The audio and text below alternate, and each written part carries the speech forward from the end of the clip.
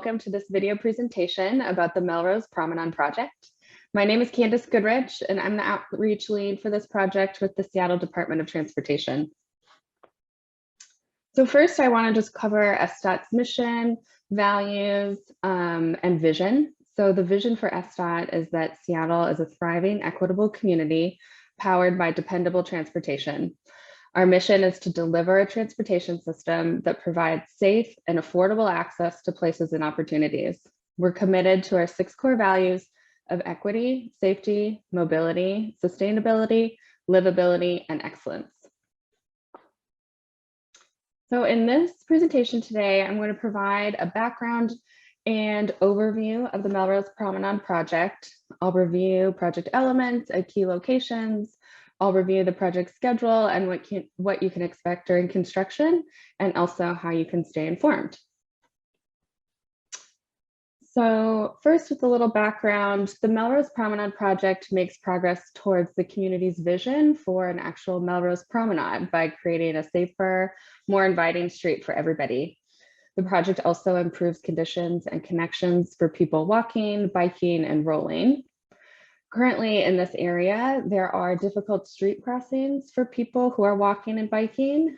There are also collision patterns that are causing injuries. Between 2013 and 2018, there were 141 reported collisions, and all but one of those had serious injuries involving someone walking or biking. So this is an important safety project for SDOT. We'll also be repairing damaged sections of the sidewalk and the street, and there are speeding vehicles in this area, and the project is designed to help address that as well. So next, I'll give a project overview before going into more detail about improvements at key locations. So this project extends from East Roy Street to the north down to University Street on the southern limit. We are improving conditions and safety for people walking and biking by adding protected bike lanes between East Pine Street and Denny Way.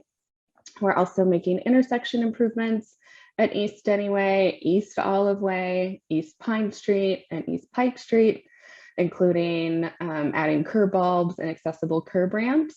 We will be installing traffic calming measures at multiple locations. Those include speed humps, pavement markings, and raised crosswalks. We'll also be repairing and replacing sections of the sidewalk and street throughout the project area. We'll be making some changes to on-street parking, including some parking removal between East Pine Street and East Denny Way. We'll be adding new back-in angle parking and a new restricted parking zone north of Denny.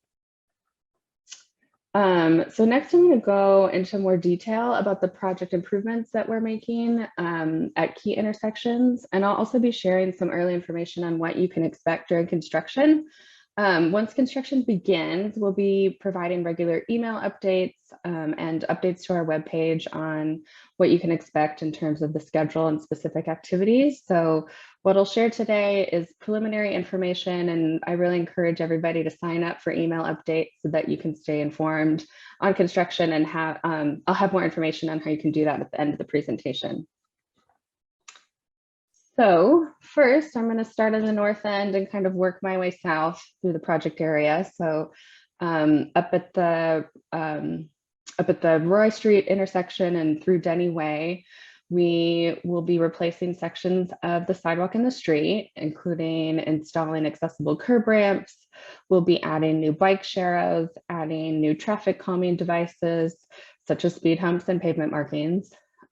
During construction in this area, people can expect impacts to on-street parking and some local access only restrictions in some sections. Here's a closer look at the improvements that we'll be making at the Denny Way intersection. Here, we will be installing new curb bulbs on the northwest and southwest corners of the intersection, accessible curb ramps at all corners of the intersection, and the protected bike lanes that will extend between Denny and Pike Street. Here, we'll also be making changes to on-street parking, including adding 4 new parking spaces to the northwest side of Melrose Ave at Denny Way, by converting 16 of the existing parallel parking spaces into 13 angled spots and 7 parallel spots. We'll be adding a new load zone north of Denny Way, and we'll be relocating the existing load zone south of Denny Way to the west side of Melrose Ave. So during construction here, there may be short-term temporary parking restrictions and sidewalk and travel lane closures. Next, continuing to move south, here is a zoom in of the intersection of Melrose and East Olive Way. So here we're making several enhancements to improve safety and operations at this intersection to provide a better environment for all users. We will be straightening and realigning the I-5 on-ramp and installing new crossings for each leg of the intersection. We'll be installing curb bulbs in the I-5 on-ramp entrance and accessible curb ramps at each intersection corner. We'll be continuing the protected bike lane through the intersection towards East Pike Street and adding a new load zone on East Olive Place.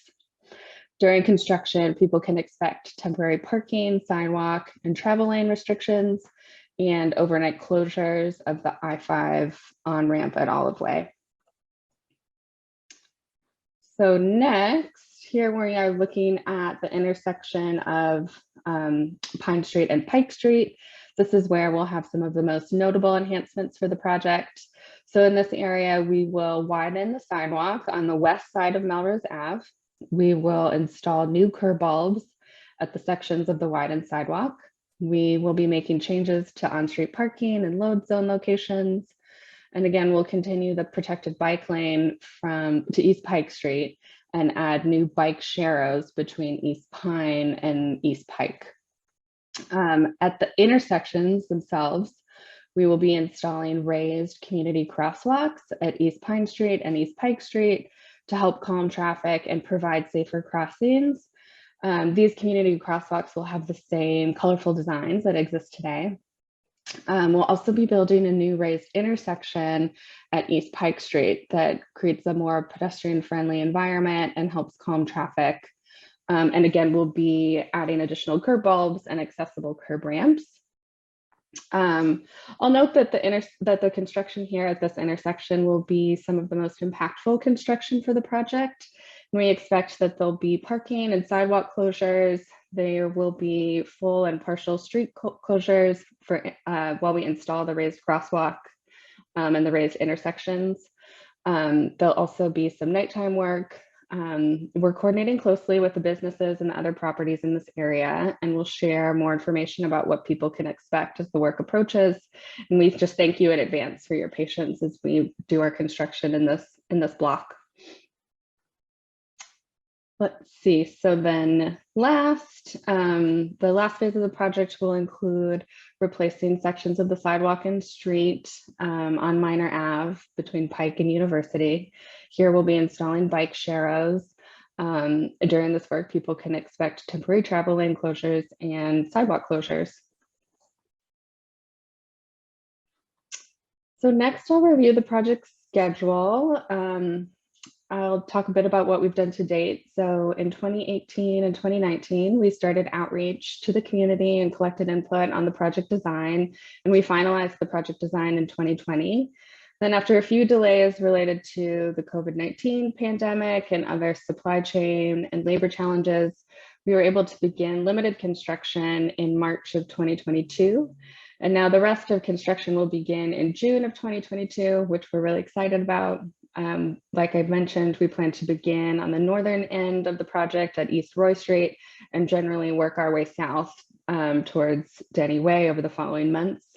We anticipate that we'll be at that East Pine to East Pike Street block in September. And we expect that construction will continue through fall of 2022. And I'll just note that, of course, construction schedules are subject to change based on things like weather, material, and crew availability. So again, encourage people to sign up for email updates to stay up to date on the latest. So let's see, I mentioned some potential construction impacts earlier. And now I'll review some general things that people can expect during construction. So first, pedestrian access will always be maintained to residents and businesses. Our typical workday hours are weekdays from 7 a.m. to 5 p.m. But as I previously mentioned, there will be occasional nighttime and weekend work. And again, we'll send out notifications in advance of any nighttime and weekend work. There will be temporary street and sidewalk closures with marked detours. At times, there will also be local access only restrictions. There will be some on-street parking disruptions during construction. We'll place no parking signs 72 hours in advance of any parking restrictions to alert drivers. People should pay close attention to those parking signs in your neighborhood during construction. And whenever possible, we'll release those parking spaces back to the public at the end of a workday.